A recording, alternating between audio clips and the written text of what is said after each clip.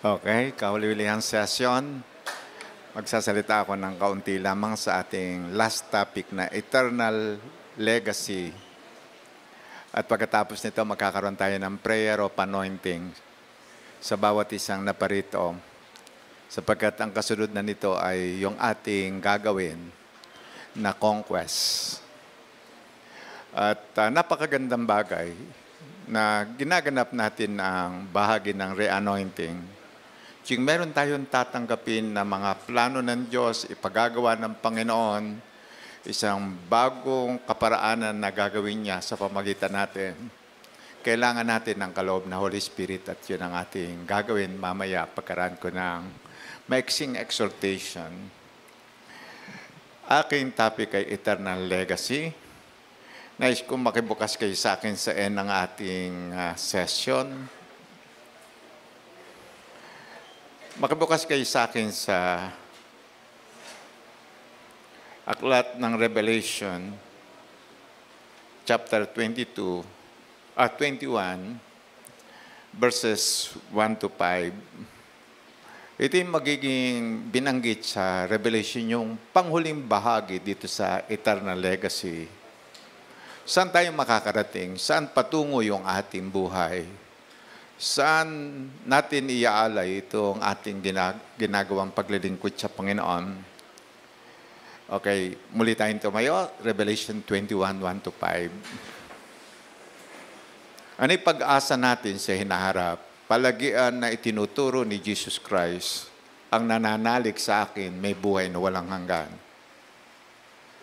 At siya'y bubuhayin ko sa huling araw. So, pagkasi nagbabanggit na pagka nanalig ka, dalawang bagay ang ilalagay sa iyong puso ng Panginoon. Yung una, assurance na ikaw'y pinatawad na sa lahat ng iyong kasalanan at ikaw'y meron ng kaloob na buhay na walang hanggan. At yung pangalawang bagay na itinatatag ng Panginoon sa ating puso pagka tayo nanalig, yung ating resurrection. Karaniwan ninyo narinig sa patotoo ko na pagkaraan kong tanggapin si Jesus Christ na Lord and Savior ng aking buhay, ipinagkaloob sa akin ng Panginoon yung katiyakan na pagka ako namatay, pupunta ako ng langit. Ano tinutukoy? Merong resurrection. Pupunta ako ng langit. So, ang ating hantungan, ang huling hantungan natin, hindi libingan. Saan ang huling hantungan natin? Pakiulit. Mukhang mahina pa. Saan ang huling hantungan ng believer? Okay, you believe.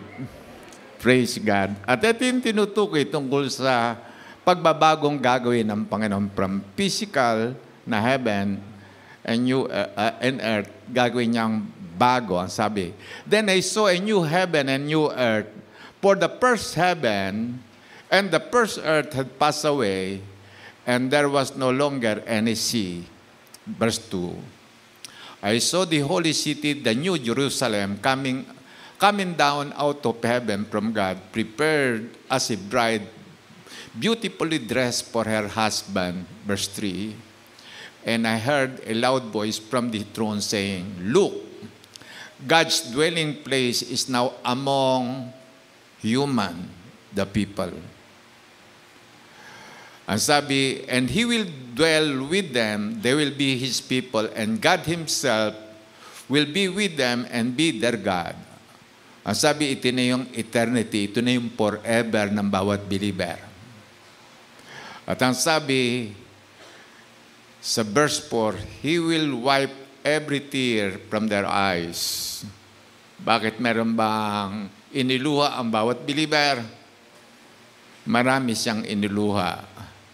There will be no more death, or mourning, or crying, or pain, for the old order of things has passed away. Lahat doon ng bagay na yon, wala na. At binanggit, He who has seated on the throne said, I am making everything new. Then He said, write this down, for these words are trustworthy and truth. Pagpalain ng Panginoon ang kanyang salita, pwede na tayong maupo saglit. Binanggit ko ito yung end natin sa huling panahon. Pinag-uusapan natin ang eternal destiny. At pagka ating pinansin na from Genesis to Revelation, binabanggit natin, ito yung bumubuo ng Scripture o kaya ang tawag ay Covenant of God sa ating mga tao, kasulatan, o kaya testamento ng Panginoon. At pagka inyong pinansin, from the old from Genesis to Revelation, iisa yung ipinakikita ng Diyos. Ito yung kanyang paghahari sa ating mga tao. Ngayon, pagka binanggit yung paghahari ng ating Diyos Ama sa ating mga tao, ang isa pa nating itatawag na salita rito ay pamamahala ng ating Ama sa ating mga tao. At binabanggit na ang kanyang pamamahala sa ating mga tao, itinatag niyang iti isang kingdom. Kingdom. Okay, para makita lamang ninyo yung probability. Bakit ang tawag ng Diyos sa kanyang pamilya, isang kingdom, isang nation. Noong mga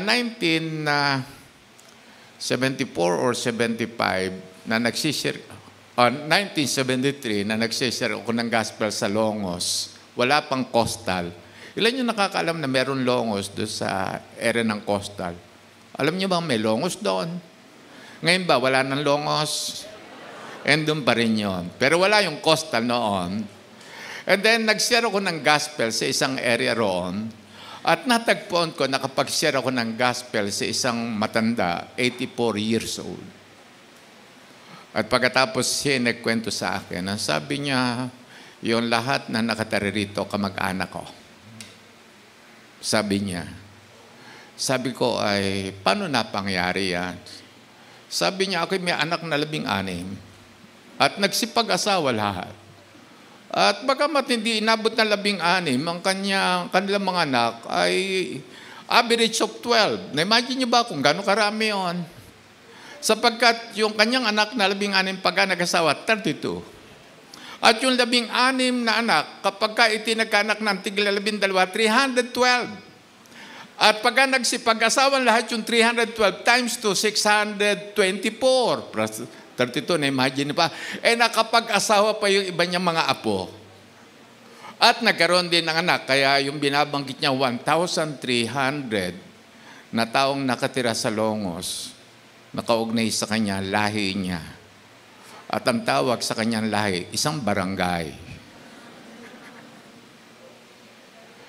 Gusto niyo bang magkaroon ng isang lahi na barangay ng mga believer? Kaya lamang ang Diyos ay tatawag na maraming tao na magkakaroon ng mga barangay. Okay ba yung word na yun? Na magkakaroon ng mga barangay at pagka pinagsama-sama lahat ng barangay na yon, isa itong bansa at ang tawag ng Panginoon sa bansang yon, kingdom. Okay ba kayo doon sa yung pagkaunawa natin bakit ang tawag ng Diyos sa kanyang pamilya isang kingdom, hindi isang barangay, hindi rin isang tribe. No, alam niyo yung tribe? Meron doon tribal chief. Alam niyo ba kung sino yung tribal chief doon? Yung pinaka-elder, yung pinaka-tatay at nanay o kaya lolo o lola na mga matatanda na ang sabi lahat ng naroon ay kanyang kalahi. Isang tribe.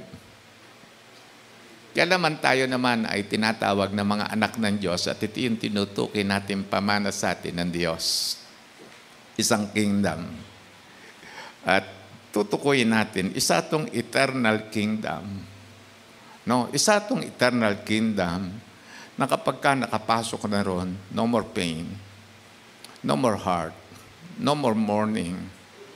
Yung mga pagkasipayo nyo sa buhay, yung mga kalungkutan ninyong dinadaanan, yung mga depression ninyong iniinda, yung mga bagay na yung bang nagpapabigat sa yung loob, yung mga anxieties ninyo sa buhay, yung mga intindihin at kabigatan dyan, sa daigdig lamang na ito. Pagka ikay pumasok doon, lahat na ngayon wala na.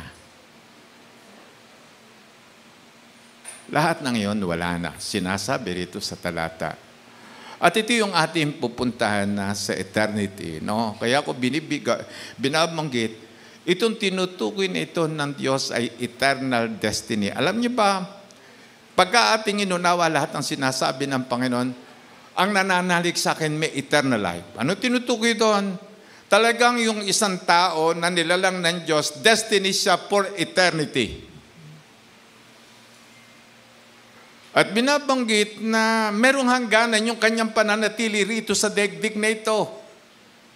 At ang kanyang isinunod, ito yung kalooban ng aking Ama na sino mang nananalig sa akin ay bubuhayin ko sa huling araw. So merong resurrection. So nasa isip ng Panginoon itong bagay na ito na sa huling panahon, magkakaroon ng second coming of Christ.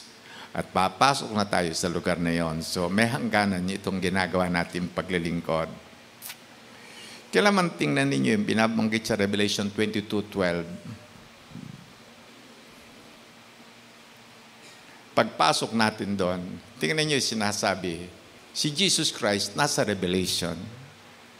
Si Jesus Christ ang nagsasalita rito, no? At ito yung kahuli-hulihang chapter sa Revelation. Alam niyo ba si Jesus Christ nasa Genesis? Okay, bago ko puntahan dito, no? Genesis 1:1, pakitingnan lamang natin. In the beginning, God created the heavens and the earth. And then verse 2. Now the earth was formless and empty, darkness was over the surface of the deep, and the Spirit of God was hovering over the waters. Ando ba sa beginning ng Holy Spirit? John 1:1. In the beginning was the Word, and the Word was with God, and the Word was God.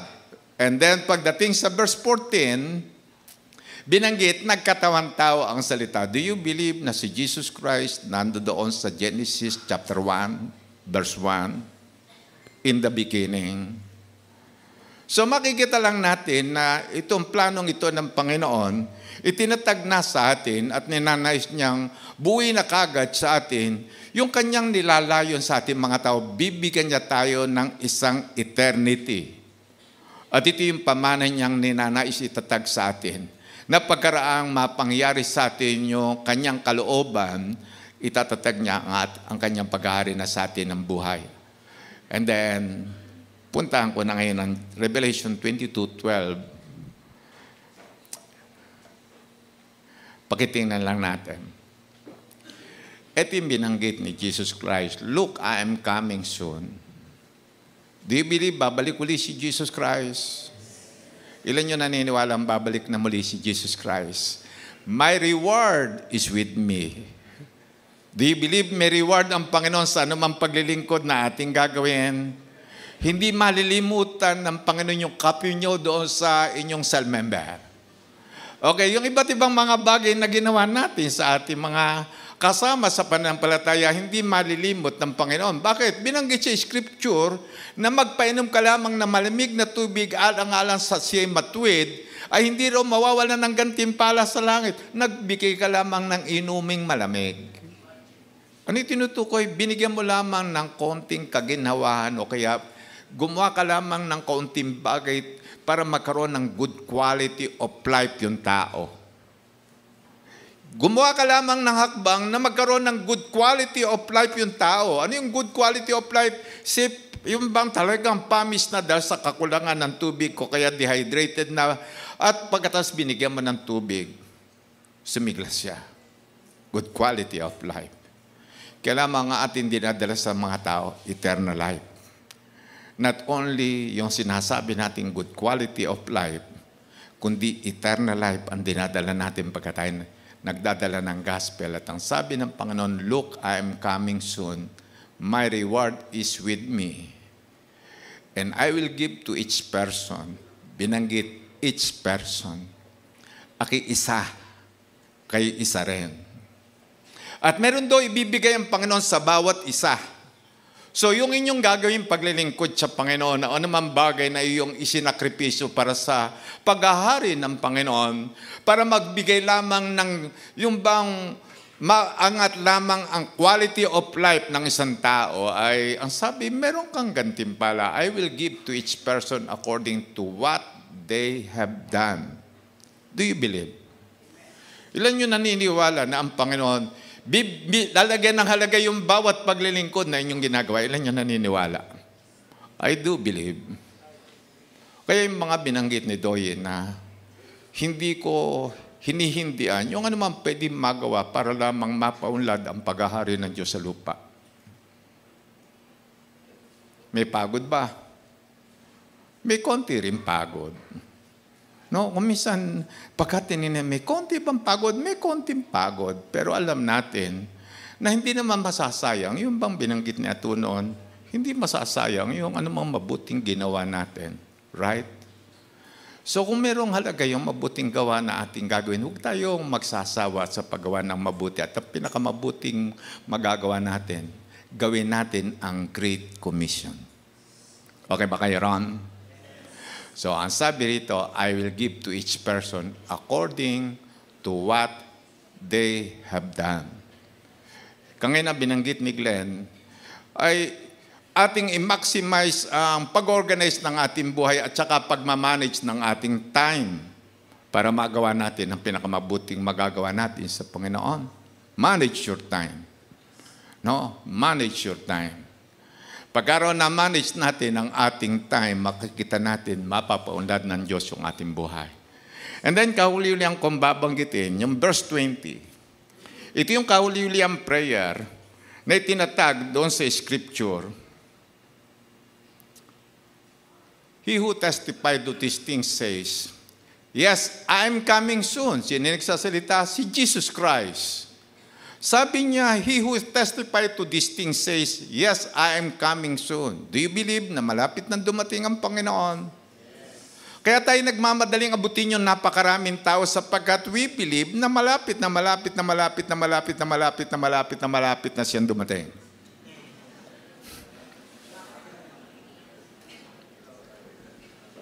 Ilan yung naniniwala? Kaya kapag naniwala ka talagang mag-i-invest ka na talaga ng kung ano man yung natitira mo pa riyan, na kakayanan, para mapangyari lamang ang kalooban ng Panginoon. Bakit? Yes, I am coming soon. At ano yung binanggit noong nakarinig? Amen. Mangyayari ito. No, amen. At ano yung kanyang sinunod? Come. Lord Jesus, ito na ngayon ang prayer ng bawat believer. Kaya nga sa pagkakataong ito ay tatag na natin yung ating pasya. Ano yung pasya natin? Yung ating pupuntang lugar, lahat ng pagdadaanan mo na pain, mourning, depression, hirap, yung mga traumas, yung mga offenses, etc., etc., etc., lahat ng yan, wala na pagdating natin sa lugar na yon. Ilan yung naniniwala, wala na yon. Kaya pwede nyo bang sabihin sa iyong katabi, huwag mo nang isipin pa yon.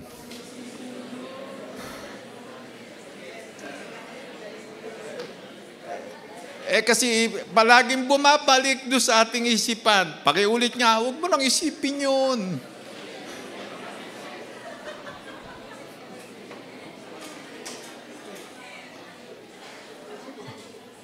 Okay ba? Ilan yung, ang sabi ng Panginoon, ipalilimot yun. Kung ipalilimot lang ng Panginoon by faith, simulan na natin ngayon. Okay ba? Ilan yung sasangayon, sisimulan na natin limutin yung lahat ng mga pinagdaanan natin sa nakaraan ngayon. Pwede ba natin palakpakan doon ng Panginoon? No. Sisimulan na natin ngayon yun. At itatatag natin itong ating pangitain sa Panginoon. Ilan dito yung magpapakasipag sa conquest ngayon? Sasama. Pakitaas lang ng kamay. Pakitingnan nyo nga katabi ninyo, mukha bang si masigla? Ha?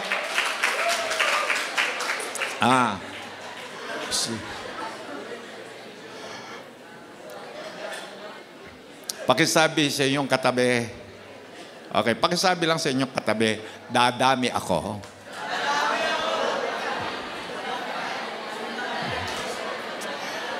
Okay, narinig nyo ba? Baka hindi pa narinig. Pakiulit nyo nga lang sa inyong katabi ngayon, ang iyong pasya. Ano sasabihin nyo ngayon? Dadami ako. Okay, pwede ba natin palakpakan din ng Panginoon?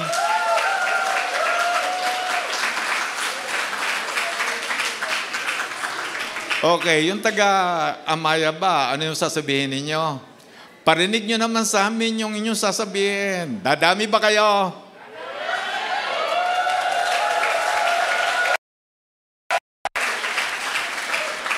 Yung mga taga-TGCM dito sa Imus, ano yung sasabihin nyo sa mga taga-Amaya?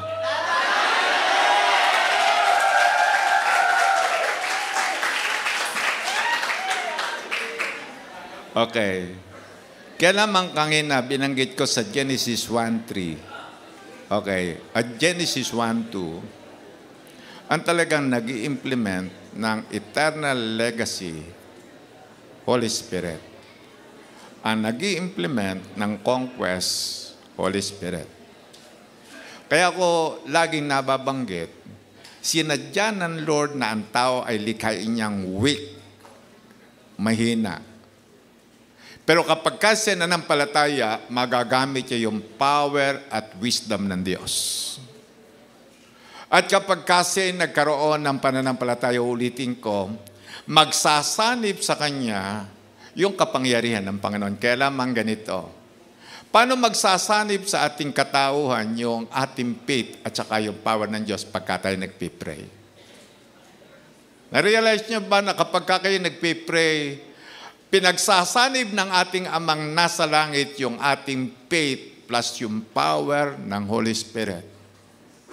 Paano kapag hindi na-pray tayo? Maaaring may faith ka. Pero yung pagkilos ng power ay hindi pa mag-ooperate. Bakit? Kailan pagsasamahin at pagsasanibin ng Panginoon yung ating faith at saka yung power ng Holy Spirit pagka tayo ay nagpipray. Kaya binanggit sa Acts 6:4 na ang priority talaga ng mga alagad, bago ganapin yung anumang ministry, give our attention to prayer and the ministry of the word. Bakit?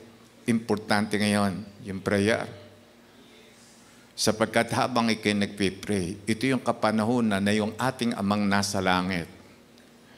Pinagsasanib yung ating pananampalataya plus yung power ng Holy Spirit upang ganapin yung ministry at gagawin tayong fruitful. And then kapag meron doon mga may kailangan na signs and wonder, magagawa natin ng signs and wonder. Kaya lamang meron kayo napapansin na yung mga taong prayerful at kumisan mahabang mag-pray, kakaiba yung kilos ng Holy Spirit. Bakit? Bakit siya anointed? Bakit powerful ang ministry niya? Bakit powerful ang kanyang galaw? Ulitin ko, yung prayer, meron itong isang bagay na itinatatag. Na itatatag pagka tayo nagpe-pray sa Ama. Pinagsasanib yung ating faith plus yung power ng Holy Spirit upang maganap yung gawain pagliligtas ng Panginoon. Ngayon, tingnan ninyo, pagka inalis natin ng prayer, sasabihin mo, yung faith natin humihina ng humihina. Kaya nga binabanggit na ang sabi, be strong in the Lord and in His mighty power. So, saan ito magkagaling yan?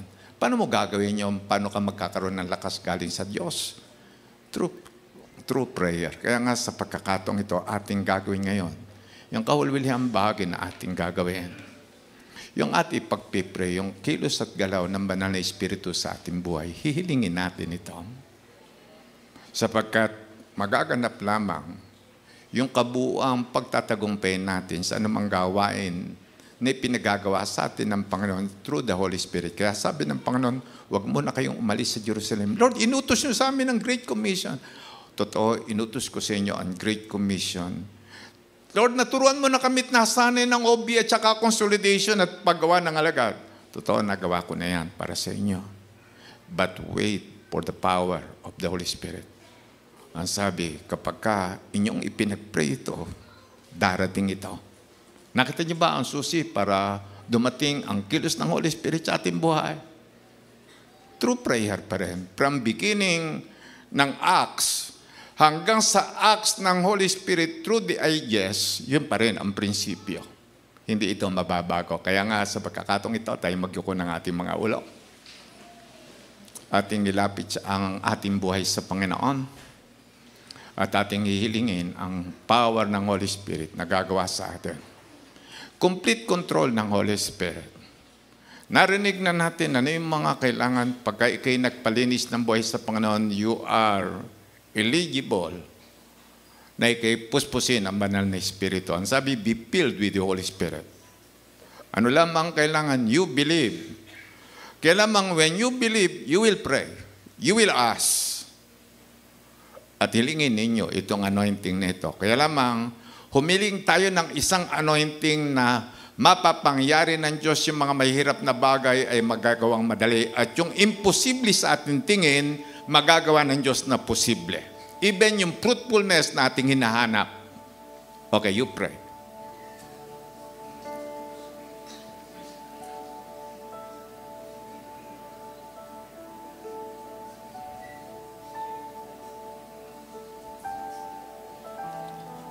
Hilingin nyo yung anointing. Meron kayong tinanggap na anointing last Saturday. Pwede nyo pa rin hilingin yung higit pang anointing kaysa naranasan nyo last Saturday.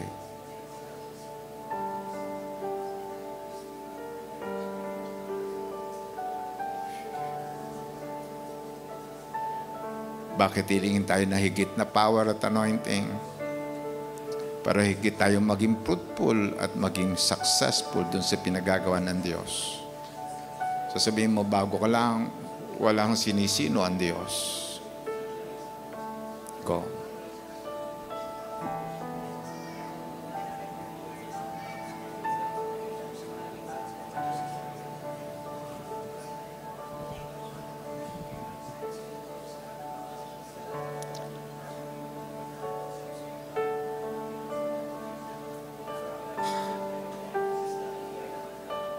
Praise God. Kung gaano kalaki ang pagnanais mo ng kapupusan ng Holy Spirit, gayon din ang level ng anointing ng Holy Spirit. Kung gaano mo pinakahangad na mag-control ang Holy Spirit, gayon ang gagawin niya sa iyong buhay.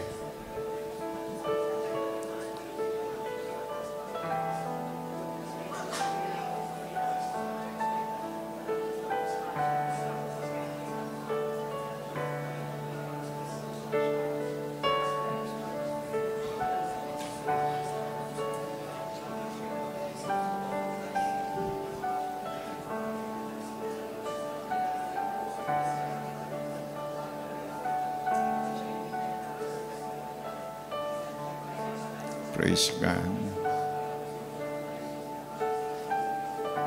Lord God, narito po kami.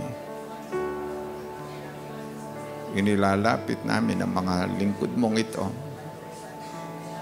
na pinakinggan ang mga salitang inyo pong ipinahayag na ninanais na yung pagkapili niyo at pagkatawag sa kanila mapangyari. Sila'y magiging fruitful na disciple. Nagagawa ng mga disciple na magiging fruitful na disciple maker. Amin po inilalapit yung bawat isa. Isa pong mahimalang kaparaanan na iyo pong gagawin sa bawat isa. Amin po itong hinihiling, Panginoon. Idinadalangin namin sa inyo, Panginoon, ang iyo pong biyayang ito, inyo pong itatatag sa amin. Praise God. Hiniling po namin na sa aming pagpipray ng higit na anointing last Saturday, inyo pong ipagkaloob ngayon. Higit pang anointing, Panginoon. Higit na power. Ito po yung hinihiling namin kung paano naganap sa early Christian na kapag sila nagpipreach yung mga tao, nayayanig ang puso. At pagka nagsisi talagang sumusunod na sa Panginoon, at nagpapagawang alaga. Dito po yung nais namin mapangyari this time, Panginoon, sa wave 5 na ito, na madadala namin ang gospel, mararanasan nila yung kilos ninyo. Lord, ito po yung hinihiling namin ngayon na sa pagpapatong ng kamay na gagawin namin dito sa una primary and then down dito sa bawat isa. Amin po itong nilalapit ngayon, Panginoon, sa pangalan ni Jesus. Amen. Tayo lahat tumayo. Ating awitin ang Come Holy Spirit. Meron bang position? Come on. Okay, ang una kong hilingin na mauna rito sa unahan lahat ng primary. At ang susunod naman na papatungan na yung first two rows na dito sa unahan. Okay? Pagkaraan yung mapatungan, hindi kayo babalik dyan sa upo na yan, kundi doon kayo sa likod muna para magkaroon ng space dito sa unahan. Okay ba yan? So yung first 2 rows, ito yung unang ating papatungan ng kamay. At pagkaraan nyo mapatungan ng kamay, doon kayo sa likod pupunta. Okay ba? Nagkakaintindihan ba tayo para magkaroon tayo ng space dito sa unahan? Okay? Come on, let's sing. Let's sing the song. Come on.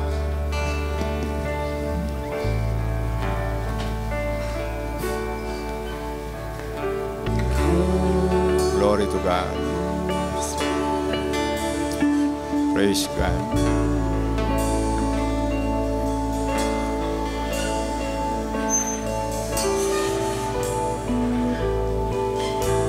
Praise God.